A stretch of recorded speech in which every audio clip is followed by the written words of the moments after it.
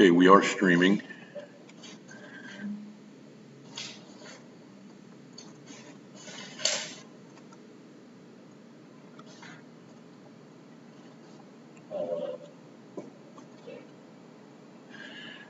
We're zooming, so presentation. Okay.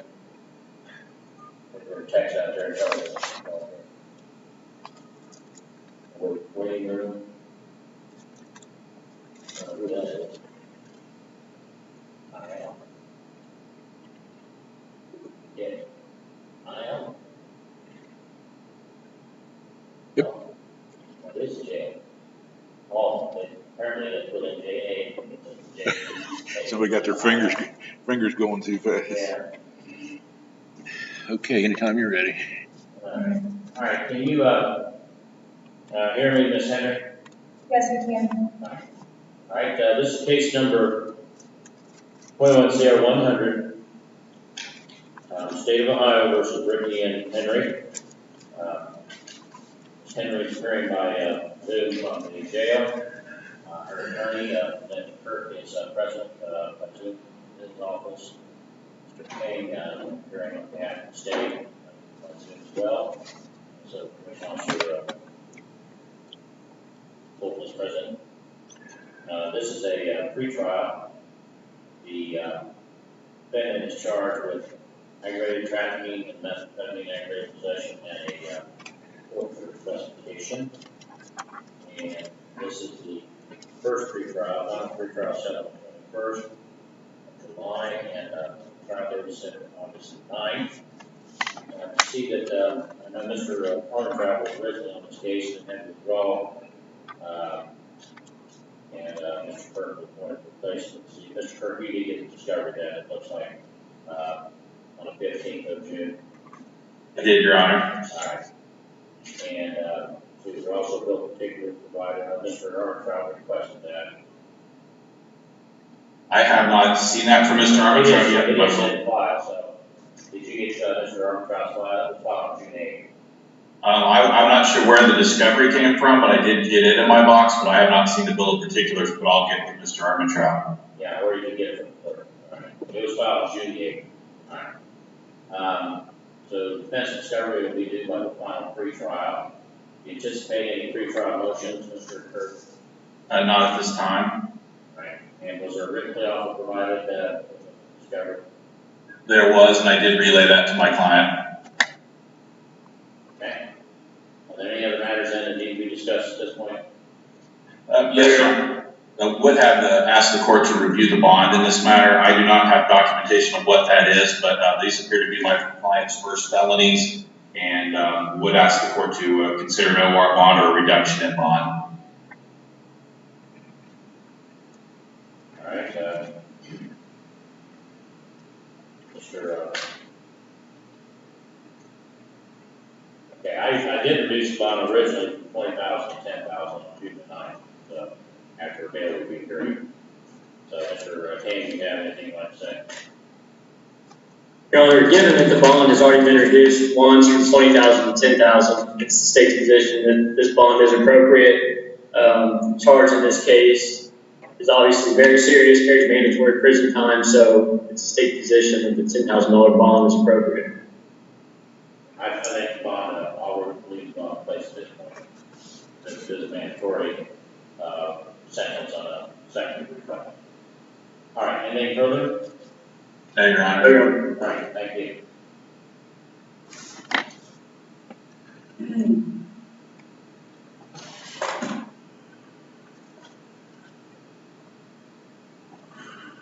All right, 8:45. 8:45 will be this Tanya Woods notification in person. when she appears.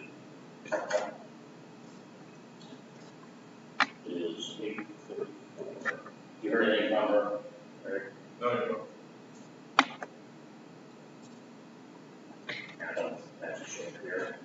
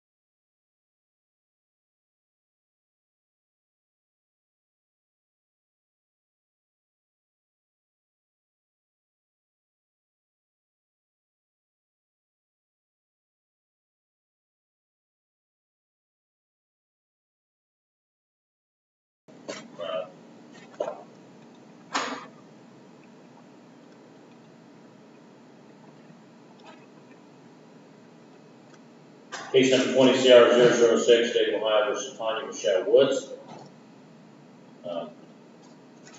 This is a hearing on a motion filed by the state to close intervention in lieu of conviction. Mr. Argino, probation department here. The motion was filed on 6/2/21. Court sent notice to the last known address. Court will note that the defendant, according to the motion, failed to report since March 4th and has not been compliant with the treatment plan in Rio. And Mr. Argino, have you heard anything from this since filing the motion? No, nothing to talk about. All right, the court then will order Kate's issue, and she is taken custody. That will bring the court. Okay.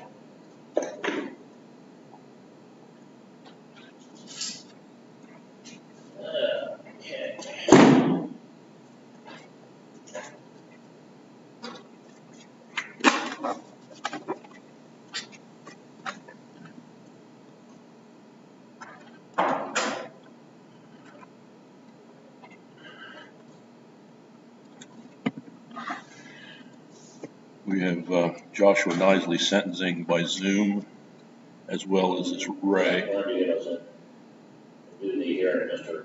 Ray first. Okay. He's here.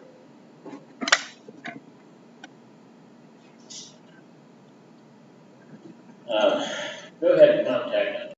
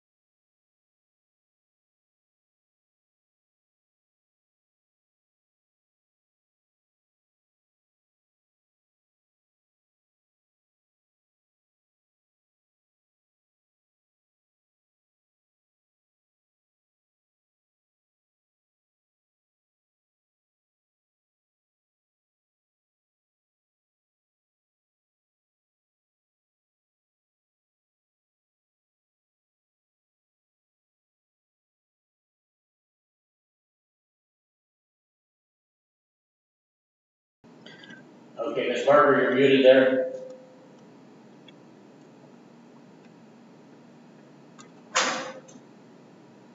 All right, this is case number 21CR52, State of Ohio versus Joshua M. Nisley. And case number 21CR14 and 21CR66, both State of Ohio versus Joshua Nisley. And this matter is being conducted by Zoom, and you are Joshua Nisley, appearing there from the jail. Okay, I can't hear you. Yes. Okay, there you go. All right. You can tell that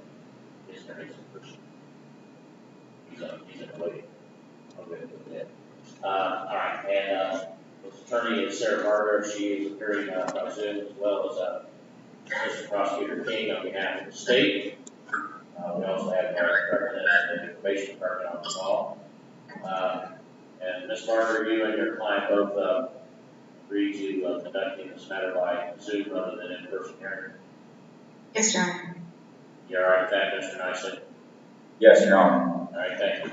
All right, the defendant has entered a plea of guilty in 21 CR 14 to aggravated possession of methamphetamine, and in 21 CR 66 to failure to comply with the order signal of a police officer. The court ordered a pre-sentence investigation. I have received that and reviewed the same. He was also referred to the drug court for evaluation. He's been evaluated, and I do have a letter from Ms. Sturgill, one of the probation department representatives, indicating that he meets the criteria, clinical criteria for admission, and legal criteria, and also Mr. Nicely, there's a debt available for him at STAR for grants in control on July 7th. All right, anything from the state regarding sentencing? Only what is contained in the plea agreement, Your Honor. All right, Ms. Barber, on behalf of the defendant. Just what's contained in the plea agreement, Your Honor. All right, Mr. Nicely, anything you would like to say? Yes, Your Honor. I really need this chance to, change my life around, not only for me, for my kids and my community. I really would like to rehabilitate into a positive, productive member of society that I have not been before. I'd really like to change my life around and do that.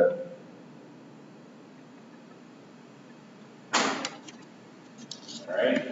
Anything else you'd like to say? That would be it.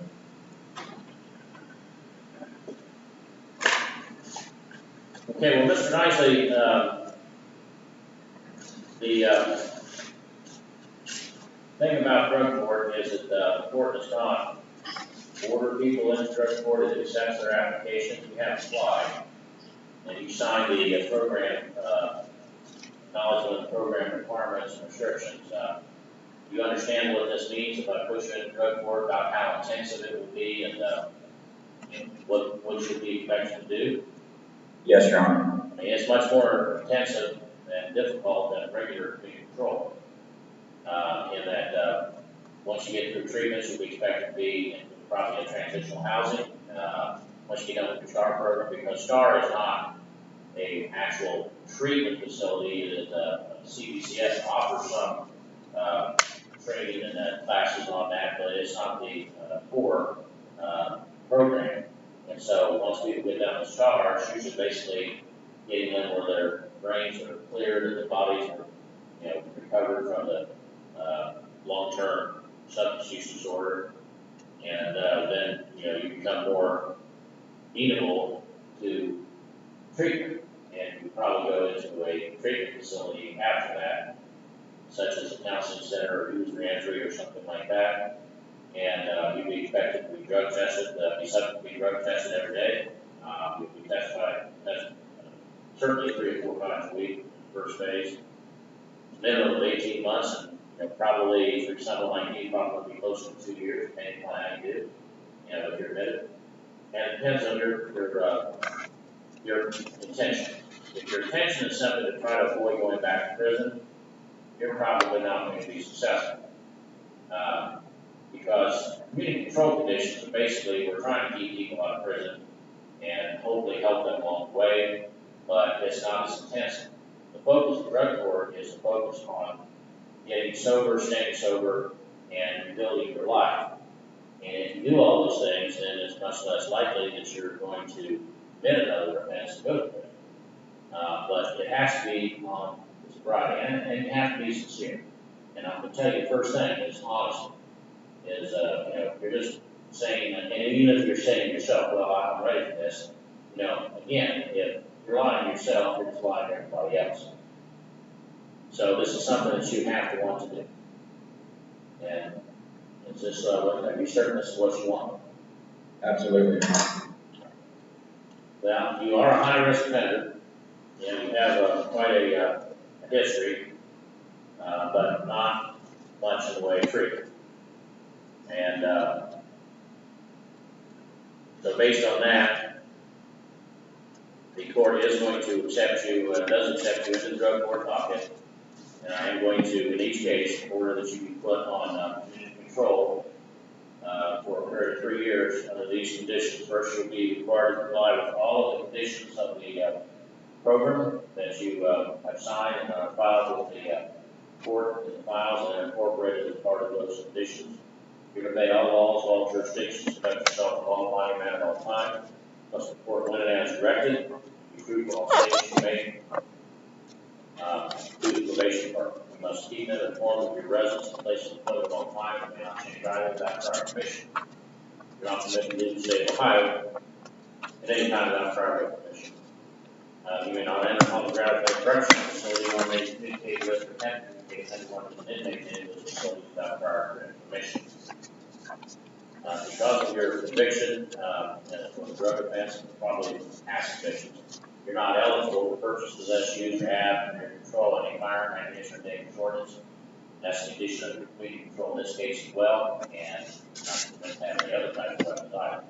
You're not permitted to purchase, possess, use, or have under your control any kind of controlled substance, drug abuse, or any CBD oil, kratom, or other variant or analog of any controlled substance, drug abuse that has in fact similar to controlled substances and drugs abuse, or any other instrument, device, or thing that may be used to administer them or prepare administration unless you have a lawful copy or a lawful prescription, copy of which must be provided to your supervising officer within 24 hours of receipt.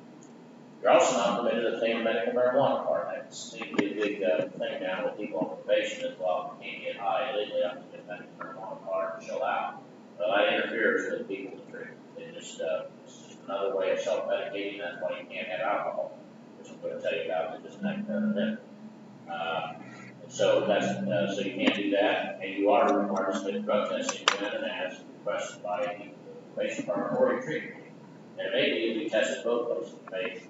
You start reporting, or the officer comes to see you. It may be tested then as well as at the treatment facility. Now, you're not permitted to purchase, possess, use, or have under your control any kind of alcoholic beverage, or may be present in places of the sold, being consumed with unlawful law. Again, it's the same thing. You can turn to alcohol or marijuana or CBD oil or etc. as an alternative.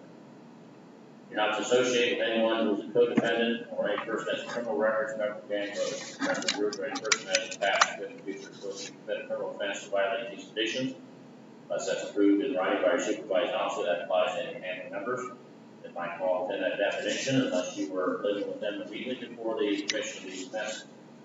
After the date of this order, not permitted to marry or establish cohabitation or common law marriage type relationship with another person without written permission. Must report any time you come in contact with law enforcement, any arrest, citation, conviction, or other charge of violating the law not later than the next business day after that occurs. Must provide your supervising officer financial information records so your ability to pay any restitution fees and costs to be reviewed. If you are referred by either the probation officer or any other probation employee, treatment team, or any further evaluation or assessment of any kind of treatment, therapy, counseling, training, or educational program, you submit to that. If it's recommended that you undergo that programming, you are required to enroll in and successfully complete that. They're paid court costs and maintain arrangements with the clerk. Now, you will remain in the Huntington County Jail until you convey to STAR on July 7th. You'll be required to comply with all conditions of your treatment plan. And right now that includes STAR, and then ultimately most likely into a transitional program. And from there, maybe sober living, but whatever the treatment team is recommending, that's what you'll be required to do. Now, once you get out of CBCF and STAR program is a lockdown facility. You go to these other facilities, they're not lockdown. And they can't make you do something against your will. If they tell you should do it, they can't make you. Well, I can, and you will. If the treatment team tells you should do it, then that's what you should do. Because your decision making has not been good for years, and it's going to take a while for it to get to the point where the court and the treatment team are going to trust your judgment. Now, by being placed on community control, rather than being sentenced to prison, you're deemed to consented to search without a warrant of your person, residence, vehicles owned by you, used by you, or any other property or places under your control where you're found anytime by any officer of the probation department. There'll be no fine imposed. In either case, there'll be no fine or suspension imposed in the 21 CR 14 case, aggravated possession of methamphetamine. In the 21 CR 66 case, there is a mandatory license suspension of at least 3 years, and the court will order that be the suspension, and that begins today. And the court is permitted to grant limited driving privileges if you have proof of financial responsibility and you're otherwise able to drive in any other courts. Now, you're also going to pay the court costs to the order, and if you don't make any arrangements and comply with that, the court will order you to be serviced, give you credit for each hour you work, and under set by the court, each hour you work, reduce your judgment by that amount until paid in full. Now, in the event that you fail to comply with these conditions, the probation department will file a notice of that with the court in writing, and you get a copy of that. You'll be entitled to have a hearing and be represented by counsel.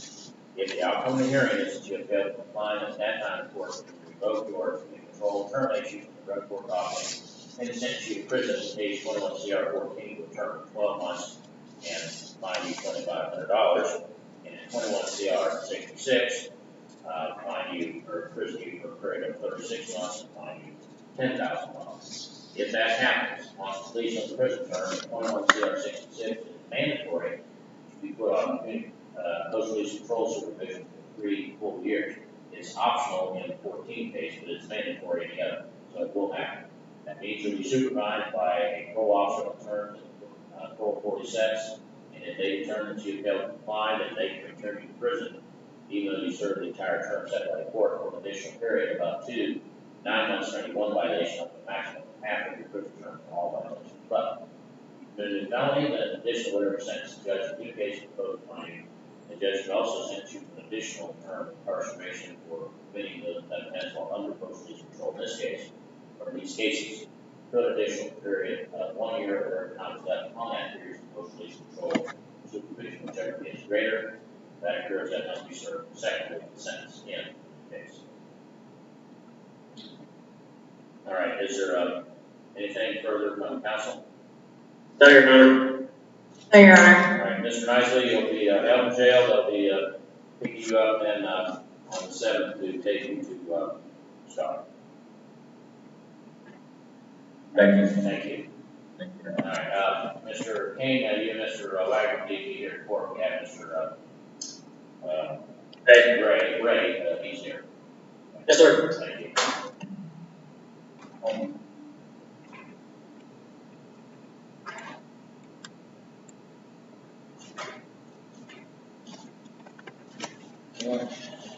See how Josh does, it'll be a challenge. Yeah.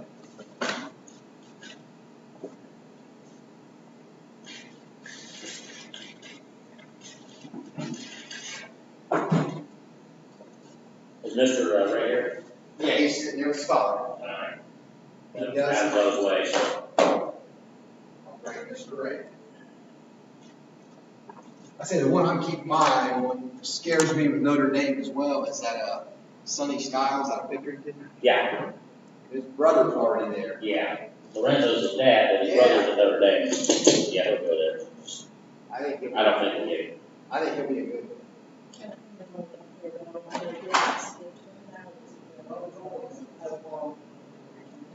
Yeah, it would be good. Yeah.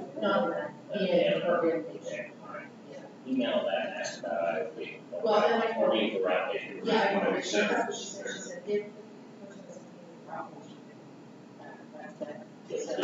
So any one of those X's or when you're up there by the desk. That's your. Right here. The way that email goes here, that race folder. Nice. Good, so we're on That's that. warm, and we'll do that. You been vaccinated? The sign-in sheet, visitor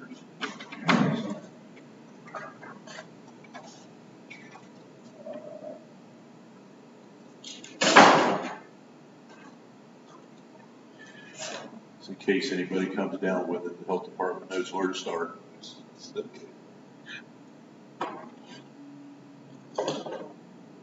still only at 30% vaccination. Unbelievable.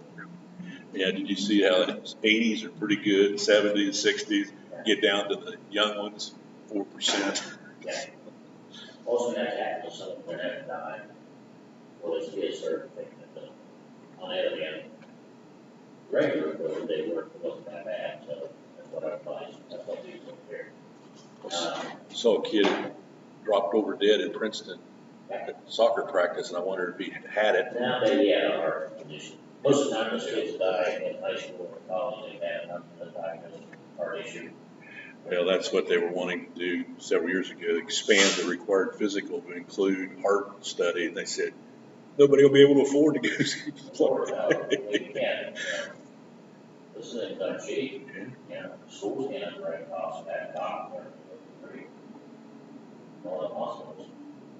I mean, you know, again, those are so rare. Never lost anything. I mean, you know, you look at the number of kids playing, and those conditions, those things always be a lot of those things are tragedy. You know, somebody dies, and yeah, but it's just relatively rare. It is, and I mean, they actually have a better chance of not COVID.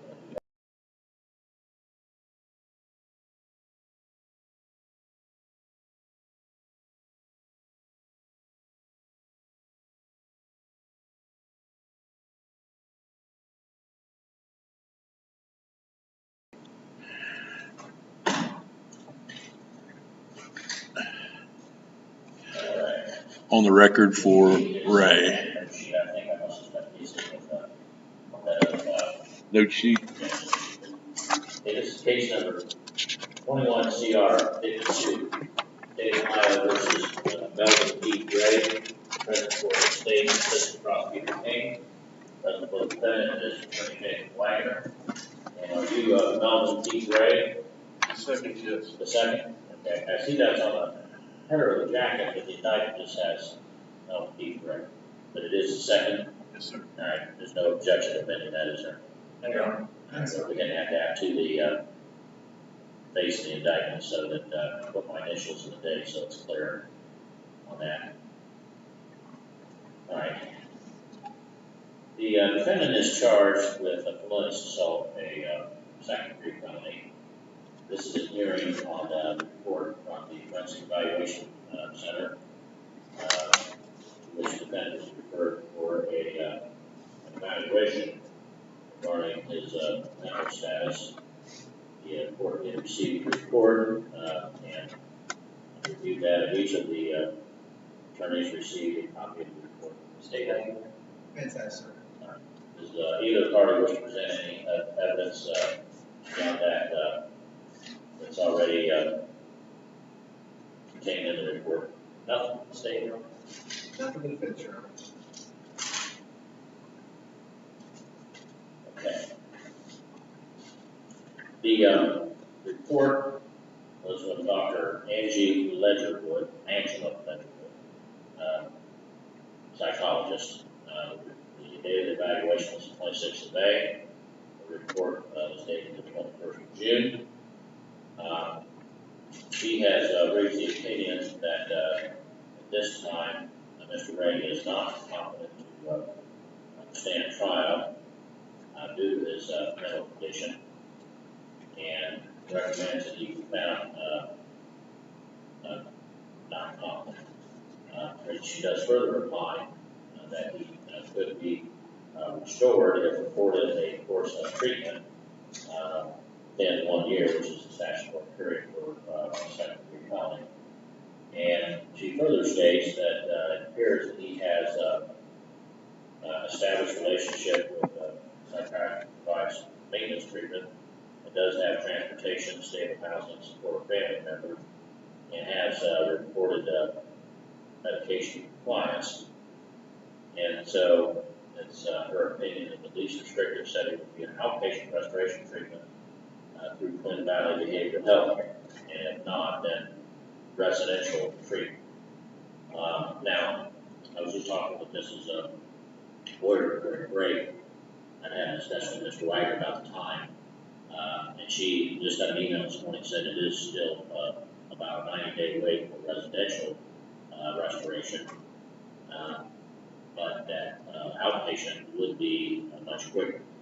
And, but again, that would depend upon, the, dependent parent, as required. I can't tell you what that is, I'm gonna guess it's at least a couple times a week at Twin Valley in Columbus. Mr. Wagner is your client, we talked to him about that, is he able to guarantee that he will be able to attend, that we'll get to those sessions and comply with those sessions? Yes, sir, Your Honor. Mr. Melvin, does have, transportation. He will be able to get there. Obviously, has the support of his father. He's been in every court hearing that I've been involved in, from municipal court to now. So he does have a strong support group. So, again, obviously, we would honor, ask the court for the outpatient avenue first, Your Honor. Mr. Ray, are you driving yourself, or does your father or other family members transport you? I drive myself. You already able to drive? Okay. And are you keeping your own appointments, or your family help you with that? And are you living with your parents? My mom is deceased, but I live with my dad. Okay, you are Mr. Ray's father? Alright, and so, are you available to help make sure that he tracks his appointments, gets there?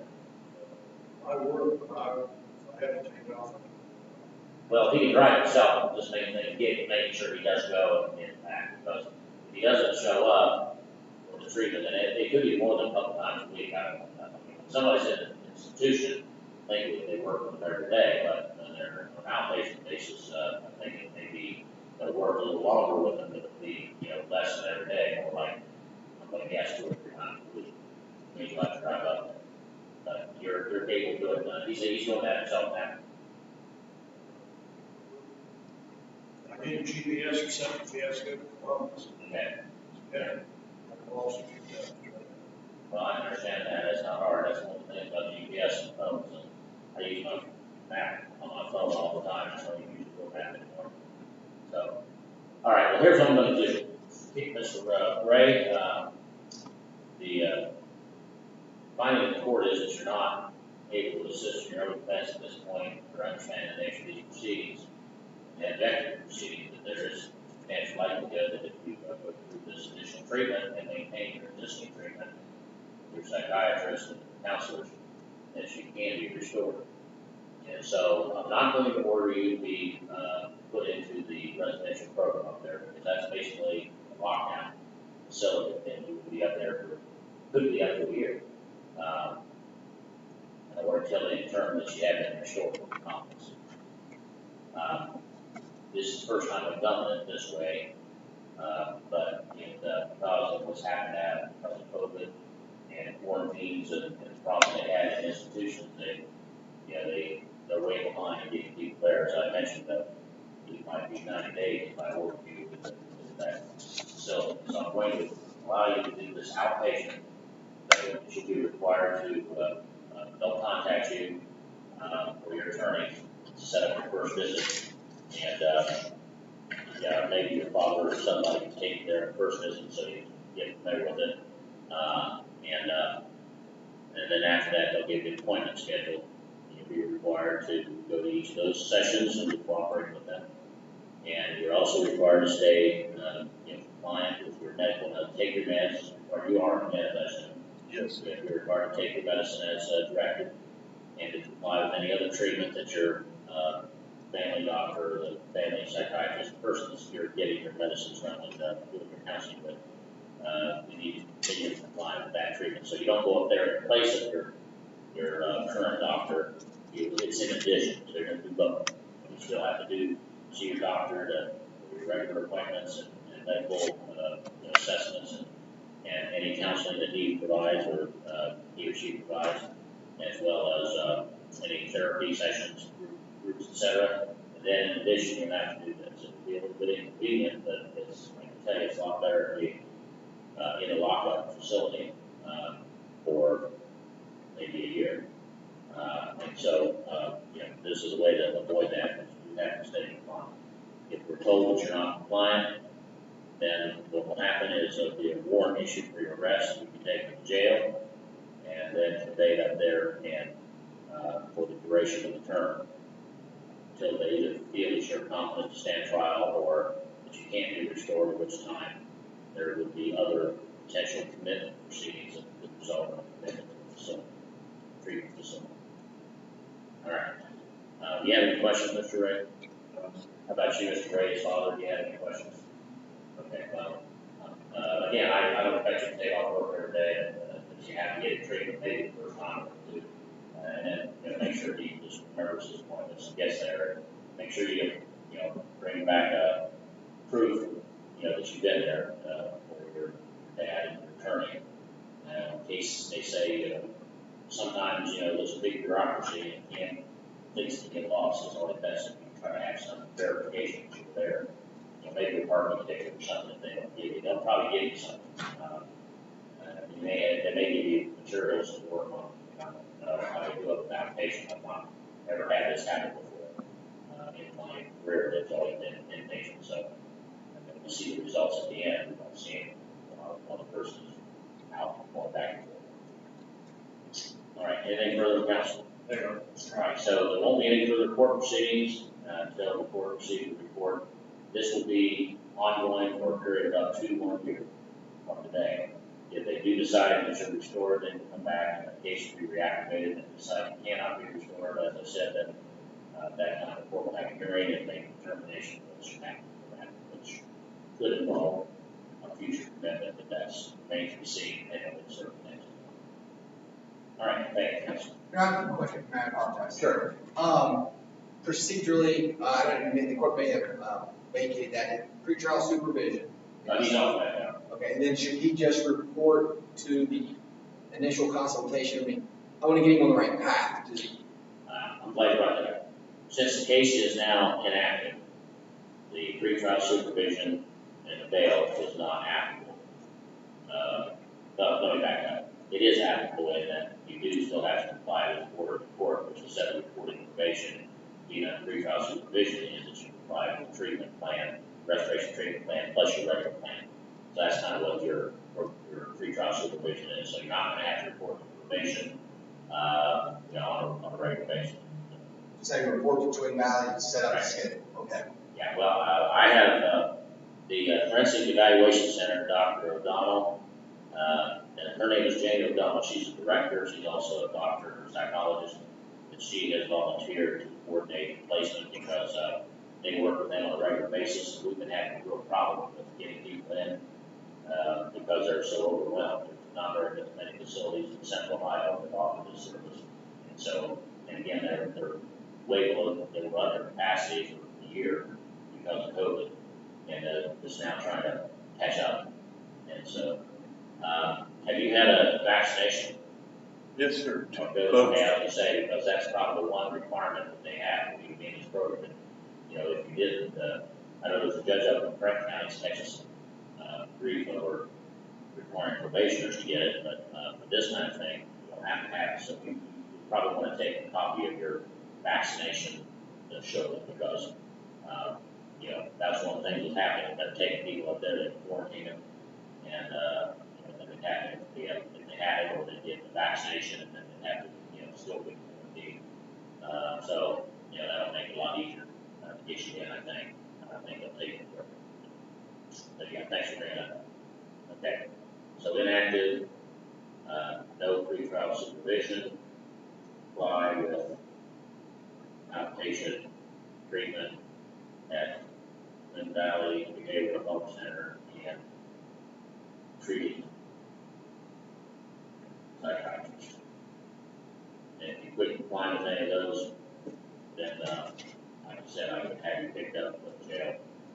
Make sure you make your appointments and you keep on that. So don't want to do that. So it seems like you're stable.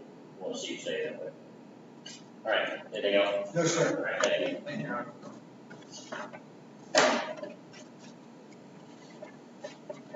All right. Next one's 10:30. 10, Your Honor. 10.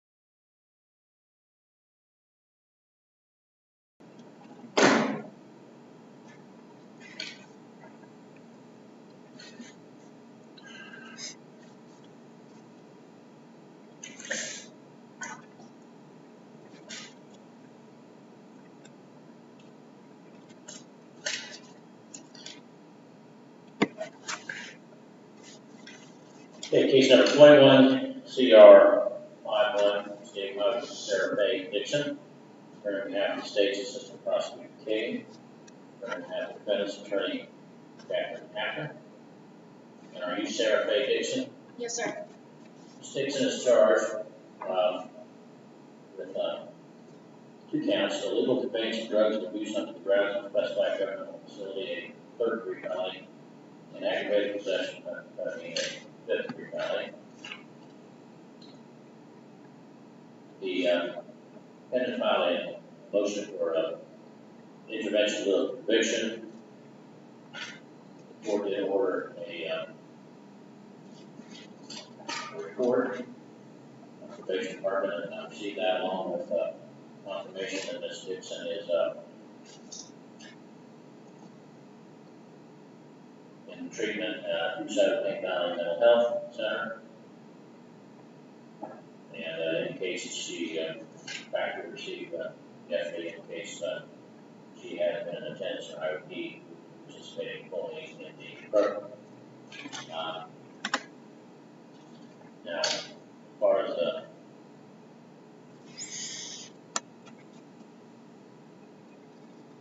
report indicated, they felt she was eligible other than account one of the those she pleaded count 2. And so the court has been presented then with the plea of guilty form, which indicates Ms. Dixon should going to plead guilty in exchange for being placed into the intervention legal conviction program. Now, I know we may have talked about this before, but I have to go over it on the record again just to make sure you understand. Normally, when somebody is convicted of a felony, whether it be through a plea, guilty, or by a trial, and that person is sentenced, it can be a prison term, it can be control probation, it can be a fine, or in this case, a suspension of license, or a combination of those. And then that means that this person does have a felony conviction. Now, the procedure that's been proposed that you go through, called intervention legal conviction, allows a person to plead guilty to an offense that's eligible for this program, but not be found guilty. And the way that works is you file your guilty plea and make a plea of guilty. Instead of finding you guilty, the court stays proceedings, and the stay basically means stop and freeze. And then you are put into a reporting program with the probation department under supervision that's less strict than if you've been convicted. And also you're required to complete an intervention plan. And part of that also is that you must refrain from using any alcohol or drugs other than those that have been lawfully prescribed to you for a period of at least 1 year. And I normally put people into this program for 2. They can be in for up to 5, but I put them in for 2. And then I wait to hear from the probation department as to how you have progressed in the program. And if you comply with your treatment plan and with all the other conditions, then at the end of 2 years or possibly earlier, depending upon how you've done, the court dismisses the charge even though you pled guilty. Because what will happen is the plea of guilty will be in the file, but there will be no finding. So if somebody says, well, you pled guilty, you can say, yeah, but I haven't found guilty because I'm in treatment. And if you successfully complete the program, comply with the conditions of supervision, and comply with your treatment plan, then the court dismisses the charge even though you pled guilty. Then I have a hearing, and unless something happens between the time of the dismissal and the time of that hearing, then the record gets sealed. And from that point on, you can tell people that you do not have a felony conviction, and you can answer that way, you'll be telling the truth, and it won't be under record. It'll take about 30 to 45 days for everything to be sealed by the various agencies that we have to send that notice to. But you will, and you'll get a copy of the entry which says that your case was dismissed and you don't have a record. So that's a big advantage. Now, the disadvantage is that if you fail to comply with the treatment program, use substances illegally within that 1 year period, or even after if you're still in the program, or if you stop reporting stop going to treatment and take off. Then when they're brought back before the court, at that point, then you're found guilty because you've already pled guilty and you've had your chance for trial. You don't get to go through the program, then come back and say, well, since it didn't work out, now I want to try this case with I don't want to be found guilty. It's too late. So that's the downside. So, do you have any questions about that? No, sir. Okay. All right. Well, I have this form in front of me that says you're going to plead guilty, and this is I think this one's 4 pages. Yes, 4 pages long. And the prosecutor prepares this from a form that top of page 3, there's a statement, I entered this plea voluntarily, and right below that there's a signature, and it appears to be Sarah Dixon. And then you'll see the attorney's signature. Did you sign this agreement Yes, sir. this morning? Or? It's been a while. That's right, we didn't have confirmation of treatment. Correct. Yeah, okay, so it's been some time. Yeah. All right. Now, you understood when you signed it that this is an agreement to plead guilty, which means it won't be a trial. And the Right. next step would be going ahead and deciding what happened, which in this case would be being convicted and sentence would be placed in this program. You understand that? Yes, sir. And since it's been a while since you signed this, is this still what you want to do? Yes, sir. And are you agreeing to do this voluntarily? Yes, sir. Not going to pressure or threaten in any way? Not at all. Right. Now, the agreement states you're going to plead guilty to count 2 of aggravated possession of methamphetamine under 29.5.11 of the Higher Vice Code of 53 felony, and that the maximum penalty for that should you be found guilty and sentenced could be 12 months in prison. The minimum would be 6 if prison was imposed. A fine of up to $2,500 and possible license suspension between 6 months and 5 years. You understand that? Yes, sir. You're not facing any felony charges anywhere else they had this before? No. Okay. And you're not on community control, parole, probation, or post-release control for a felony? No. Okay. Now, if you are placed into intervention and on community control for a 2-year period, if during that period of time, probation feels that you have failed to comply, or treatment is not being complied with, they will file written notice at the court. You'll have a hearing. You'll be represented by counsel. And if the outcome of that hearing is that you have failed to comply, then at that time you'll be terminated from the intervention program. You'll be found guilty, and then you'll be subject to a sentence. And if that happened, that could be a sentence of between 6 to 12 months in prison. If that happened, in addition to that sentence, once you completed the sentence, the law provides that the adult parole authority may choose at their option to put a person under post-release control supervision for up to 3 years. They don't have to, but they can. But they do be supervised on the conditions they set, because of course I'm involved with that. And if they determine that you failed to comply, then they can return you to prison to serve an additional period up to half of whatever prison term is imposed by the court for 1 or more violations. But if you committed a felony involving post-release control, then in addition to representing the judge in the new case in the opposed party, that judge can also sentence you, in this case, for committing that offense while under post-release control supervision to an additional period of 1 year, or whatever time is left on the 3 years of post-release control, whichever it is greater.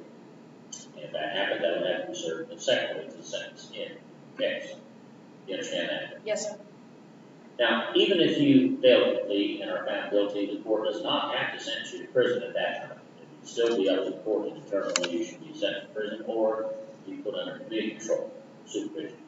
Community control supervision is much more strict than the community control for this program, but it would be for up to 5 years. And it would work basically the same in that if you were alleged to have failed to comply, then the probation department would file written notice of that, have a hearing, be entitled to have counsel, and if the outcome of that hearing was that you failed to comply, then the court would revoke your community control and then send you to prison for 6 to 12 months, fine you $25. You understand that? Yes, sir. I also mentioned that there is also a license suspension possible. That's 6 months to 5 years. All right. Now, the charge in count 2 alleges that on or about October 3, 2020, in Huntington County, Ohio, you did knowingly obtain, possess, use, and distribute 2 controlled substances for methamphetamine in violation of section 2925.11 of the Higher Vice Code. So that's the charge. Again, carries a possible prison term between 6 to 12 months, possible fine of up to $25, possible license suspension 6 months to 5 years. Now, Ms. Dixon, do you understand what it is you've been charged with, what the state says you did, when, or how they alleged you did it? Yes, sir. Have you discussed the nature of the charge, the evidence of the case, possible legal issues of the case, possible defenses you might try to raise in trial, the possible outcome of a trial with your attorney? Yes, sir. And are you satisfied with her advice and confidence? Yes. Now, are you under the influence of any type of drugs or alcohol at this time? No. Are you taking any prescriptions? No. Have any threats been made to get you plead guilty? No. Now, other than being promised that if you enter this plea guilty to count 2, and the first count being dismissed, and you'd be recommended for intervention with a conviction rather than a sentence, finding a guilty sentence, has anyone promised you anything beyond that? No. Now, do you hold any license or certification from any state agency for any kind of consultation profession? No. And now, you have certain constitutional rights you must understand before accepting a plea. First of all, you do have the right to have counsel as active appointed, not simply for the purpose of working the case out, but for the purpose of providing any defense that could be available to them in law that you will sure provide. So if you decide you do not want to do this, you'll still be defended on Ms. Abner, including having a trial if that's what you want. You understand that? Yes. The Constitution, Dixon, you have the right to have a jury trial. In this case, in which 12 people will be selected from a group of citizens that live in this county to serve on a jury. And after they were selected, the evidence will be presented and then they will be started on the law. And then at that time, then you will decide on unanimously on 12 after 3 whether or not the state proves you guilty. Now, if you did not want to have a jury trial, but you did not want to plead guilty, you can waive the right in that context, waive means to give up the right to have an attorney, have a jury trial, sorry. And then you would have what's called a court of bench trial. That means that instead of a jury hearing the evidence, it would be the judge hearing the evidence. The judge would apply the law. The judge would decide whether or not the state proves you guilty. Prove beyond a reasonable doubt. You understand that? Yes, sir. And under the Constitution, you have a right to confront the witnesses against you and cross-examine for your attorney over the court. That means witnesses against you have to come into this court with testify in front of you and your attorney and anyone else is present. After the prosecutor then asks you questions, or your attorney asks questions, that's called cross-examination. The purpose of that is trying to bring out evidence that helps your side of the case. You understand that? Yes, sir. Under the Constitution, Ms. Dixon, you have the right to use the power of this court to compel or force witnesses to come to court to testify for you, saying to the state. So, if you have witnesses you're not certain will come in voluntarily at your request, the court will issue a subpoena, which is a court order, requiring those people to appear to testify on your behalf if you want them to. You understand that? Yes, sir. Now, and again, that's the same way that the state's witnesses are required to come. Now, under the Constitution, you have courage against self-incrimination. Ms. Dixon, which means you cannot be forced to give evidence in this matter at any time, including trial. No one can ever make you testify. The prosecutor can, the judge can, and you decide. And if you decide not to testify, the fact that you did not testify cannot be used against you in any way by any person at any time. No one's even allowed to talk about it except in one situation, that is, if there's a jury trial, you don't testify. The judge instructs the jury that because that's your right, they cannot consider it for any purpose. You understand that? Yes, sir. Right now, under the Constitution, you have a presumption of innocence. It means that you're presumed innocent until proven guilty by the state of Ohio on every essential element of the offense charge. So the burden of proof is not on you to try to prove that you're not guilty. The burden is upon the state to prove your guilt, prove beyond reasonable doubt on every essential element of the offense charge, which is the highest burden of proof that's known under the law. You understand that? Yes, sir. Right now, if you originally pled not guilty plea, denied that you had committed any crime, denied the allegations in the indictment, and it exercises all the rights that I just described. If you change your plea from not guilty to guilty, that is the opposite of not guilty plea. The guilty plea admits the allegations in the indictment, admits their crime that you committed that crime, and that plea waives gives up all the rights that I described for you this morning, except the right to have an attorney. You always have a right to have an attorney no matter what your plea is. But with that exception, your plea of guilty waives gives up the right to have a jury or a court trial. Waives gives up the right to confront witnesses against you and to cross-examine your attorney. The Wage gives up the right to use the power of the court, no force witnesses come to court to testify for you just like the state. Wage gives up the privilege of self-incrimination because you're saying you're guilty, that's what you find you guilty. Wage gives up your presumption of innocence because if you say you're guilty, the state doesn't have to prove you're guilty. And a wage gives up any right to file an appeal, which you may have had up until this point in the case. Now, if I should sentence you to the maximum sentence under the certain circumstances, you can file an appeal. It would have to be filed within 30 days of your sentencing entry being filed. Do you understand all of that? Yes, sir. And are you a U.S. citizen, Ms. Dixon? Yes. All right, now, do you have any questions about the process of intervention, what's expected of you? No. You understand? Mm-hmm. Any questions about the charge of possible penalties? No, sir. You understand? Yes. Any questions about the plea of guilty or what it means, what will happen in that event? No, I don't. You understand? Yes. Any questions about any constitutional rights of the plaintiff? No, sir. You understand? Yes. Is there anything you'd like to speak to Ms. Hackman about before we go on? No. Do you have any questions about anything that I've explained to you this morning? No, sir. Then it's your decision, Ms. Dixon, to withdraw or not guilty plea, plead guilty to count 2 in accordance with terms of the plea agreement that we just gone over. Yes.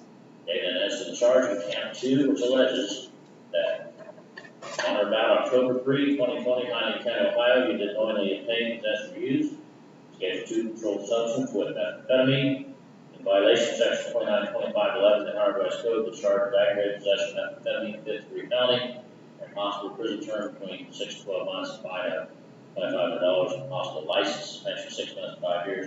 How do you think? Guilty. All right, thank you. You can be seated.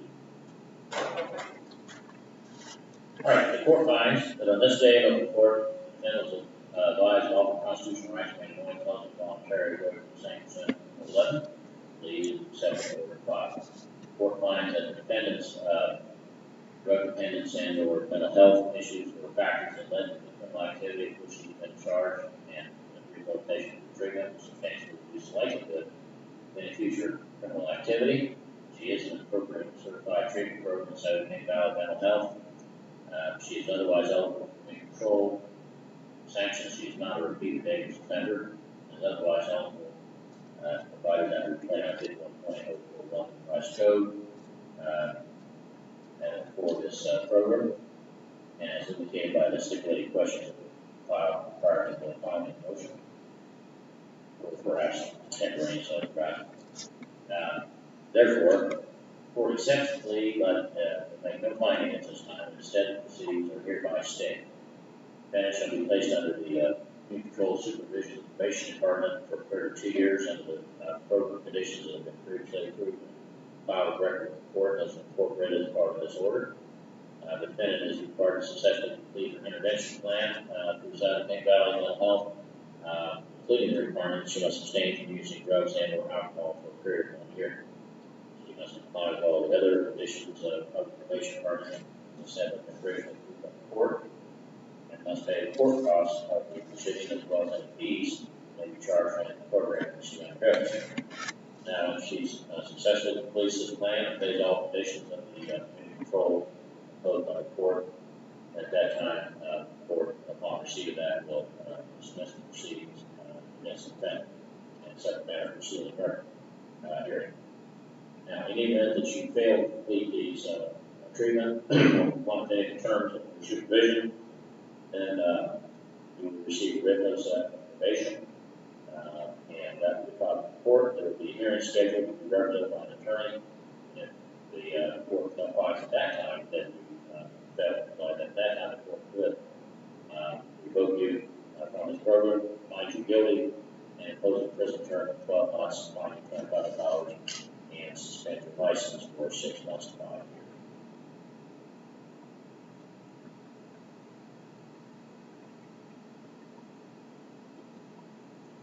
All right, is there anything further, counsel? Okay, so you're no longer under pretrial supervision. You'll need to report to the probation department as soon as you get down here this morning, and they'll transfer you over to the new program conditions, and they'll make an appointment for you to have those explained to you and sign for them. So, all right. Good luck to you. I have a question. Is your father a custodian? Yeah. Well, I saw he died recently. Yeah, it held up my starting my classes and things like that, so I just got started a couple weeks ago. But Well, I didn't realize that he was still, of course, with COVID. I haven't seen anybody for a couple of years, so I haven't seen him for a good while. yeah, he's been struggling for about 3 years. Well, I sent these to you. Thank you. All right, thank you. Thank you. Raise your hand.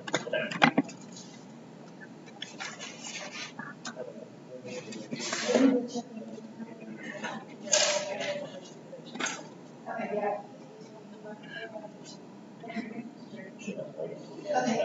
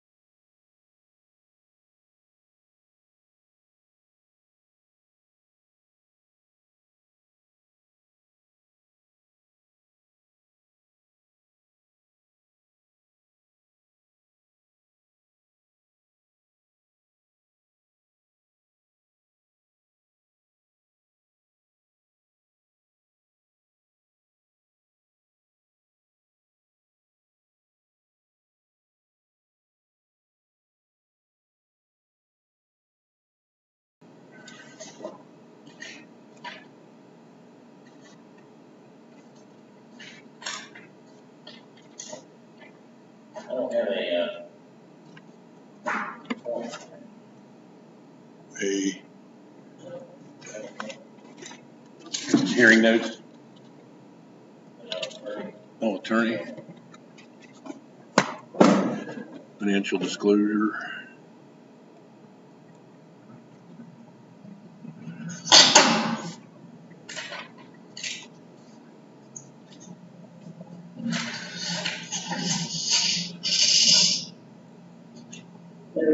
We're on the record, Your Honor. This is based on the 20 CR 85 State of Ohio versus Ronald D. House second. Ronald D. House on the second, correct? All right, Mr. House was placed on community control for aggravated possession of methamphetamine. Felony. I don't see the notification here. Did you file your notification, Mr. Balser? When you file? Oh, here it is. Okay. June the 9th. Okay, got it. All right. Mr. Hausman, the court has received a notification that she failed to comply with the conditions of community control, in that Rule 2, you failed to report since October 29th, 2020. Rule 15, you failed to pay your financial sanctions. And Rule 19A, you failed to enroll in complete mental health counseling order. So the court had entered a capias for your arrest back on March 2nd. And so, I'm not sure what we had this delay getting notified, but anyway, you are entitled to have a hearing in this matter, in which the state is required to present evidence and prove that you have failed to comply with these conditions. You have the right to have a reasonable period of time to prepare for the hearing. Usually that's about 10 to 14 days. You have the right to have an attorney to represent you. You can't afford to hire one department appointment for you. Now, in the event that it's found that you have failed to comply, one of three things can happen. I can continue your community control in the same conditions that I previously ordered. I can continue your community control with additional conditions that I think are appropriate.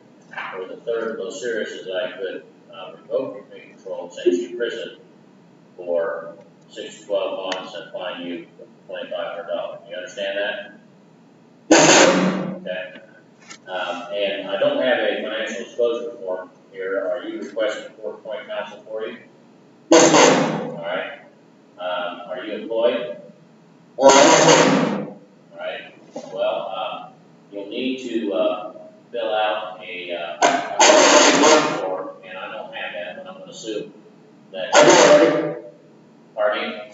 She has. Okay. Well, I haven't received it yet, so definitely you fax it up there. I'm sure it's okay. So I'm going to go ahead and find that your title appointed counsel and appoint Mr. Armstrong to represent you, and we'll set this matter for an evidentiary hearing. You being held on other charges right now, Mr. Howell? Yes, sir. Okay, I thought that probably were. Were you being held somewhere else or in this county? In Greenville, sir. Didn't I come here, sir? Okay, when did you get here? I went to Greenville 7, and 3 days after I come here, sir. Okay, all right. I got back in town Thursday, and I was coming to see Drew Monday, but then a whole bunch of stuff happened, and I ended up here. Okay. Well, we'll set your hearing for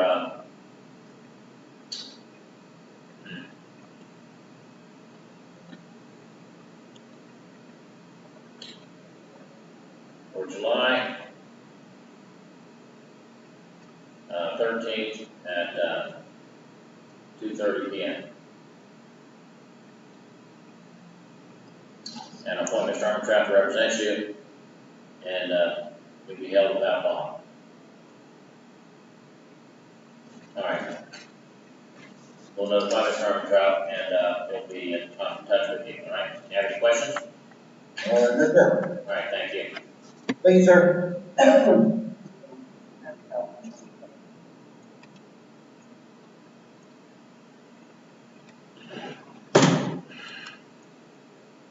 Okay. 1 o'clock. 1 o'clock, Your Honor.